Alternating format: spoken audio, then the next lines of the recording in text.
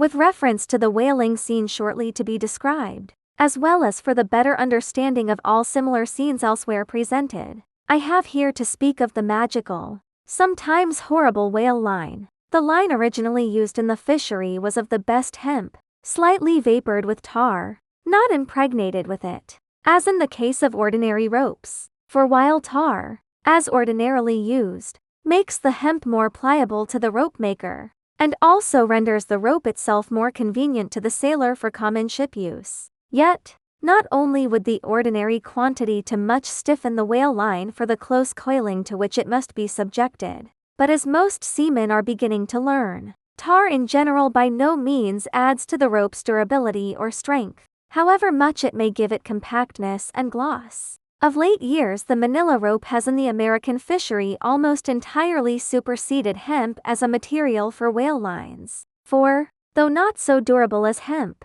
it is stronger, and far more soft and elastic, and I will add, since there is aesthetics in all things, is much more handsome and becoming to the boat than hemp. Hemp is a dusky, dark fellow, a sort of Indian, but Manila is as a golden-haired Circassian to behold. The whale line is only 2/3 of an inch in thickness. At first sight, you would not think it so strong as it really is. By experiment, its 1 in 50 yarns will each suspend a weight of 120 pounds, so that the whole rope will bear a strain nearly equal to 3 tons. In length, the common sperm whale line measures something over 200 fathoms. Towards the stern of the boat it is spirally coiled away in the tub, not like the worm pipe of a still though, but so as to form one round, cheese-shaped mass of densely bedded sheaves, or layers of concentric spiralizations, without any hollow but the heart, or minute vertical tube formed at the axis of the cheese, as the least tangle or kink in the coiling would, in running out, infallibly take somebody's arm, leg, or entire body off. The utmost precaution is used in stowing the line in its tub. Some harpooneers will consume almost an entire morning in this business, carrying the line high aloft and then reeving it downwards through a block towards the tub, so as in the act of coiling to free it from all possible wrinkles and twists. In the English boats, 2 tubs are used instead of 1, the same line being continuously coiled in both tubs. There is some advantage in this, because these twin tubs being so small they fit more readily into the boat, and do not strain it so much, whereas the American tub, nearly 3 feet in diameter and of proportionate depth, makes a rather bulky freight for a craft whose planks are but 1/2 inch in thickness, for the bottom of the whale boat is like critical ice, which will bear up a considerable distributed weight,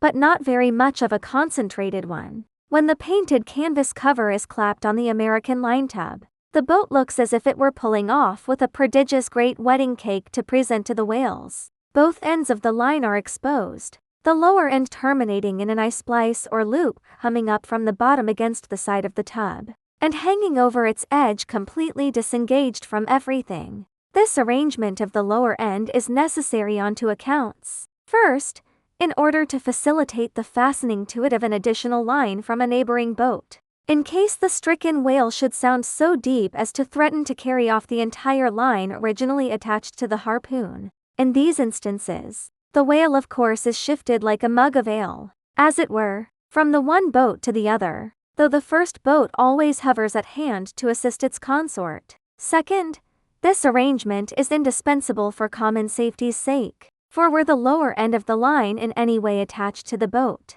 and were the whale then to run the line out to the end almost in a single smoking minute as he sometimes does, he would not stop there, for the doomed boat would infallibly be dragged down after him into the profundity of the sea, and in that case no town crier would ever find her again. Before lowering the boat for the chase, the upper end of the line is taken aft from the tub, and passing round the loggerhead there, is again carried forward the entire length of the boat, resting crosswise upon the loom or handle of every man's oar, so that it jogs against his wrist in rowing, and also passing between the men, as they alternately sit at the opposite gunwales, to the leaded chocks or grooves in the extreme pointed prow of the boat, where a wooden pin or skewer the size of a common quill prevents it from slipping out. From the chocks it hangs in a slight festoon over the bows, and is then passed inside the boat again, and some 10 or 20 fathoms called boxline being coiled upon the box in the bows,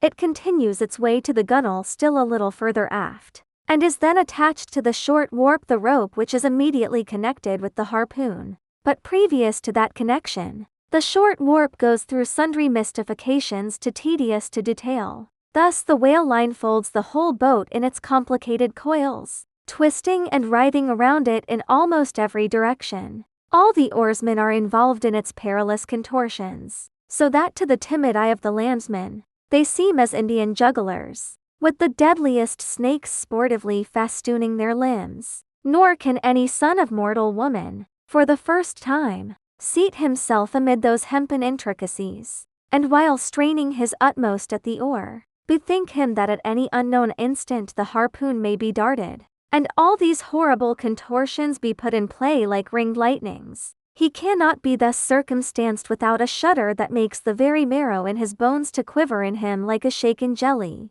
Yet habit, strange thing, what cannot habit accomplish? Gayer sallies, more merry mirth, better jokes, and brighter repartees, you never heard over your mahogany, than you will hear over the half-inch white cedar of the whaleboat, when thus hung in hangman's nooses. And, like the 6 burghers of Calais before King Edward, the 6 men composing the crew pull into the jaws of death, with a halter around every neck. As you may say, perhaps a very little thought will now enable you to account for those repeated whaling disasters, some few of which are casually chronicled of this man or that man being taken out of the boat by the line, and lost. For, when the line is darting out, to be seated then in the boat, is like being seated in the midst of the manifold whizzings of a steam engine in full play, when every flying beam, and shaft, and wheel, is grazing you. It is worse, for you cannot sit motionless in the heart of these perils, because the boat is rocking like a cradle, and you are pitched one way and the other, without the slightest warning, and only by a certain self-adjusting buoyancy and simultaneousness of volition and action, can you escape being made a Mazeppa of, and run away with where the all-seeing sun himself could never pierce you out. Again, as the profound calm which only apparently precedes and prophesies of the storm, is perhaps more awful than the storm itself, for, indeed, the calm is but the wrapper and envelope of the storm, and contains it in itself, as the seemingly harmless rifle holds the fatal powder, and the ball, and the explosion, so the graceful repose of the line, as it silently serpentines about the oarsman before being brought into actual play, this is a thing which carries more of true terror than any other aspect of this dangerous affair. But why say more? All men live enveloped in whale lines. All are born with halters round their necks. But it is only when caught in the swift, sudden turn of death, that mortals realize the silent, subtle, ever-present perils of life. And if you be a philosopher, though seated in the whaleboat, you would not at heart feel one whit more of terror, than though seated before your evening fire with a poker, and not a harpoon, by your side.